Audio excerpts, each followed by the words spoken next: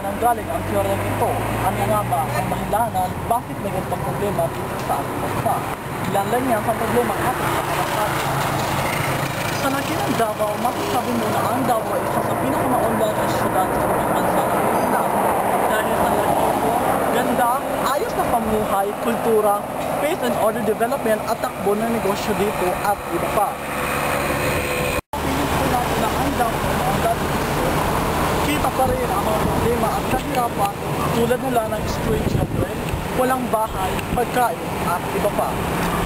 Sa mga nakikita natin problema dito sa lungsod ng Davao.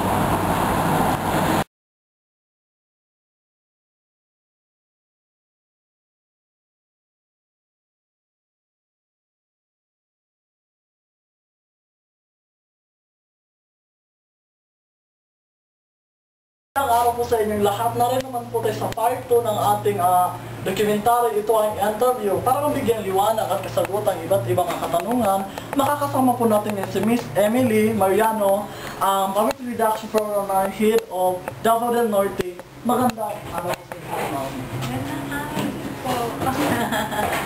So of course, bago po natin tatalakayin yung mga iba't ibang issue tungkol sa ekonomiya, kasi tungkol po ito sa ekonomiya, at ano ba ang koneksyon ng kahirapan sa pagpuli na pagtaas ng kahirapan sa ngayon. So, ngayon ma'am, marami po na-prepare ng mga questions para sa iyo. So, under na ba ka? Ano ba? Oh, sige. Dahil handa po si mama, ito lang po ang unang katanungan. Ano po ba ang ekonomiya at ang koneksyon nito sa kahirapan? Sa tingin ko sa present na yung economy natin, no, nang nakikita ko nga malaki ang problema natin sa economy dahil nga wala mataas ngayon ang percentage ng unemployment sa ating bansa. So kung may unemployment, ang ibig sabihin problema natin ang poverty, kahirapan sa ating bansa. So, kung nagsasuffer ang ating bansa ng poverty, walang trabaho, paano natin mapakain ang mga tao? Di syempre, gutom, wala tayong pamparal sa ating mga anak. Kung tataas naman din ang low education, pares din, hindi natin mapaaral ang ating mga anak, tataas din ang porsyento ng out of school youth.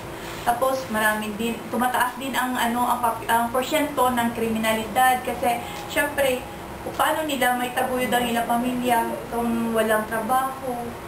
So, okay. In short, ma'am, sa nasabi mo, mas tumataas din ang mga krimen dahil sa mga walang trabaho. Kasi parang nakikita ko sa'yo na parang dahil sa walang trabaho, marami ang mga tao na iisip na iba't ibang gawain kung saan involved ito ang pagnanakaw, para lang mahustiyan.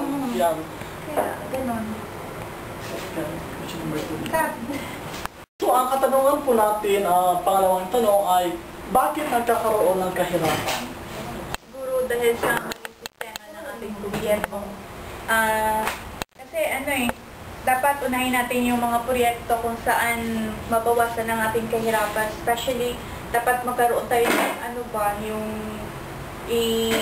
i-support natin ang ating agriculture na project para magkaroon tayo ng maraming pagkain, tapos magkaroon ng trabaho ang ating mga magsasaka para maibenta natin sa syudad. So, kailangan i-develop din natin ang ating roads, bridges, tapos magkaroon tayo ng infrastructure projects. So, yes, totoo yan. Para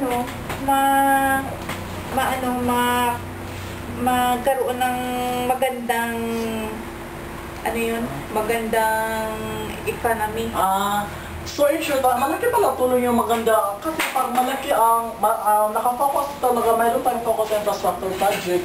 Ika nga, mayroon ng programa dati si Pangulong Gloria na from farm to market road. Ito ginagawa lahat-lahat na makakaya ng DPWH na pagandahin ang ating mga kalsada para sa ganun ma-deliver yung mga agrikultura at saka yung mga finished products sa palengke. So, ganun, malaking tulong talaga yun sa mga magsasaka. So, ang pangatlong tanong naman po ay, bakit patuloy po ang pagtaas ng mahihirap dito sa ating bansa?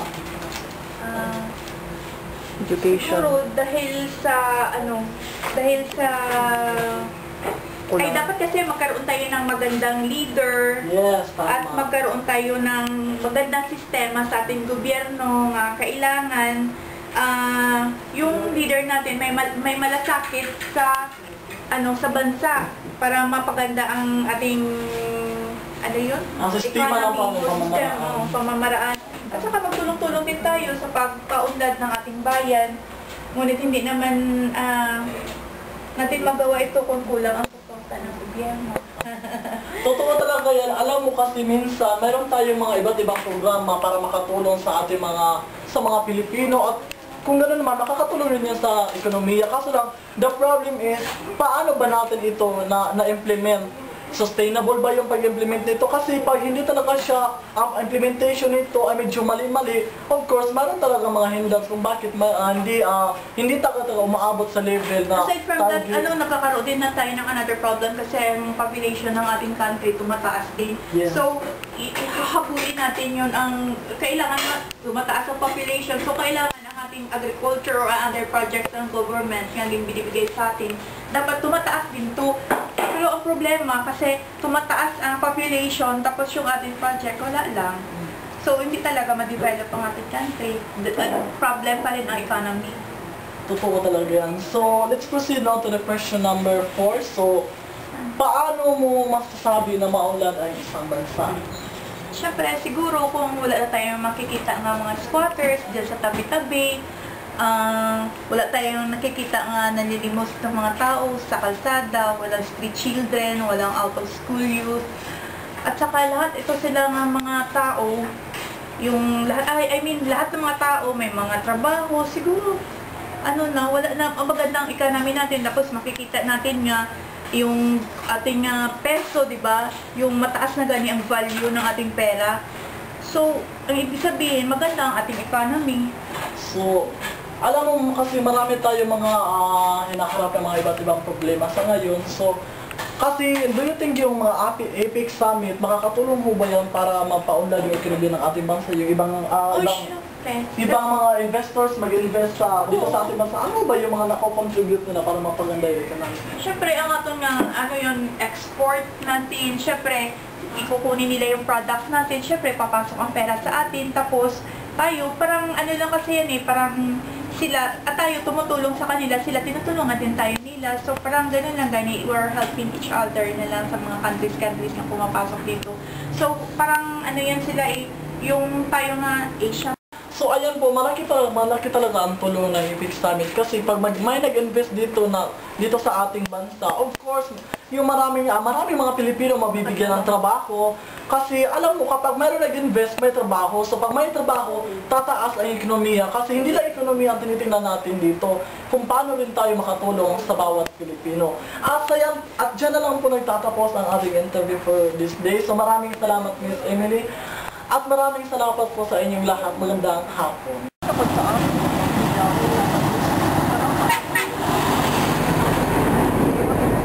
sa mga dahilan ng kahirapan ay walang trabaho.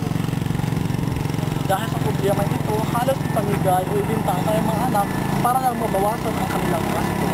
Ang iba ng mga bata sa mural nila ay marunong na silang maghanap buhay sa sarili nilang kailangan nila.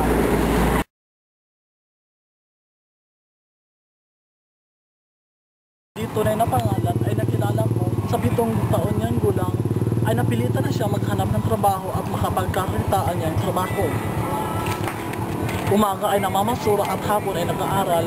Kung tutuusin, kulang pa ang kinikita niya pero ayon sa kanya, tama lang ito at ang importante may laman. Tululak mo. Isang dagok ngayon sa gobyerno natin kung paano natin malunasan ang ganitong mga problema. Sa patuloy na pagtaas ng ekonomiya, patuloy rin ang pagtaas ng populasyon ng Pilipinas. Patuloy na pagtaas ng bansa. Ang tanong, paano natin masusolusyonan ang ganitong mga problema? Tama lang ba ang ginagawa ng ating gobyerno para mabigyang pansin at bigyang kalunasan ang ganitong mga problema? Sa ganitong sitwasyon, masasabi natin kailangan talaga ng pagbabago para masolusyonan ang mga problema problema ng kahirapan, hindi lang sa street children, kulang sa pabahay, pagkain at iba pa. Maraming salamat. Balik na rin ang